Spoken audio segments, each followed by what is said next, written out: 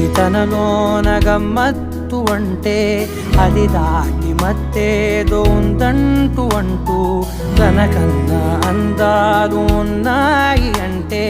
అందానికే తాను ఆకాశమంటూ నువ్వేనమాట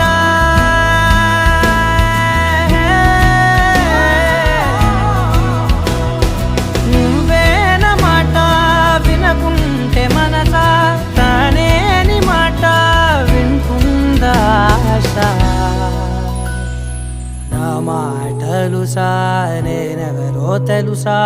నాతోనే ఉంటావు నన్నే నడిపిస్తావు నన్నాడిపిస్తావే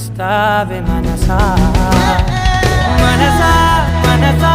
మనసార బతిమాల తన వలలో పడబోకే మనసా పిలిచా